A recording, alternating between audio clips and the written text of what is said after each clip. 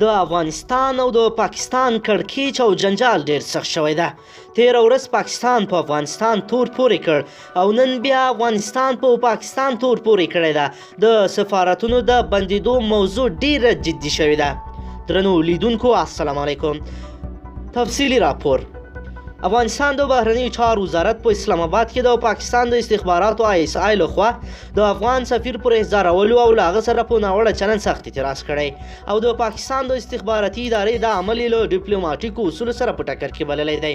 د افغانستان د بهرنیو چارو وزارت BBC ته دا ومنله چې اسلام آباد کې افغان سفیر عاطف مشل د ISI ځایي دفتر ته وربلل شوی او هلته ورسره ناسم چلند شوی، خو دا یې روښانه نه کړه چې د ښاغلي مشل د وربللو دلیل څه و. د افغانستان د بهرنیو چارو وزارت پرون دوشنبه په دې تړاو یو اعلامیه کې ویلي کابل له پاکستان نه غوښتنه کړې چې له افغانستان سره خپل ډیپلوماټیکي اړیکې د نړیوالو کنوانسیونونو په رڼا کې او د ډیپلوماټیکو اصولو پر بنسټ وساتي. په اعلامیه کې راغلي افغان حکومت په کابل کې د پاکستان د سفارت د هغې اندېښنې په اړه چې له امله د سفارت قونسلۍ چارې بندي شوي پلټنه کوي. یک شنبه کابل کې د پاکستان سفارت ویل افغانانو د ویزې ورکولو ځنډولې دي او اسلام آباد کې افغان مرستیال سفیر د هغه څه له امله د بهرنیو چارو وزارت ته بلل شوی چې پاکستانی چارواکي کابل کې د خپلو ډیپلوماټانو ځورېدل بولي. خو د افغانستان د بهرنیو چارو وزارت ویان ګران هیواد د BBC خبریال یوسف زدران ته ویل هر ډول اندېښنې باید رسنیو ته راوتلو او خدمتونو درولو مخکې له ډیپلوماټیکو لارو حل شي.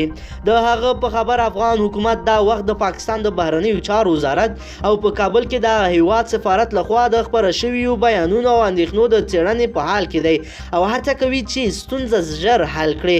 پاکستان د بهرنیو چارو وزارت د یکشنبې ورځې اعلامیه کې راغلي افغان سلایار ته وویل شول چې د پاکستان د سفارت کسان تیرو 2 ورځو کې ځورول شوي دي.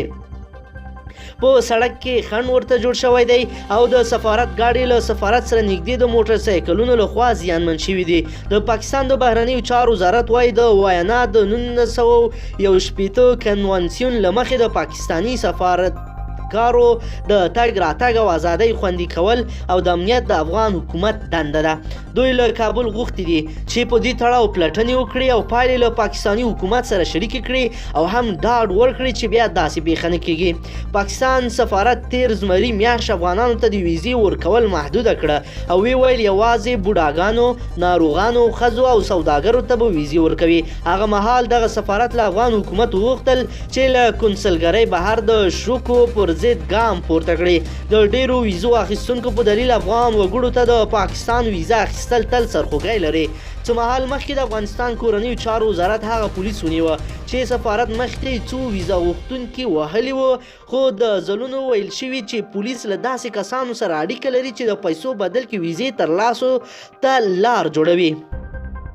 د افغانستان کورنیو چارو وزارت پخوا هم ویلي و چې د دې ستونزې د اواري لپاره یې ګام پورته کړی او ځینې مفسد پولیس یې په نښه کړي او څارنوالۍ ته یې ورپېژندلي دي. دغه وزارت د پاکستان شاوخوا اوسني پولیس کارند او پاک بللی دی. وړمه میاشت په ننګرهار کې د امنیتي ستونزه له کبله پاکستان خپله کنسلګرۍ تړلې وه، خو دا په وروستیو څو کلونو کې لومړی ځل دی چې په پلازمینه کابل کې د سفارت د یوې عمده برخې د تړل کېدو خبره کوي. د سفارت د معلوماتو له مخې دوی په کابل کې د سفارت او په ننګرهار، کندهار، هرات او بلخ کې د کنسلیو له لارې هره میاشت افغانانو ته 53,000 ویزې ویشي، خو ښکاري چې د ویزې خدمتونو له درولو سره به ډیری هغه افغانان له ستونزو سره مخ شي چې پاکستان ته تګ او راتګ کوي.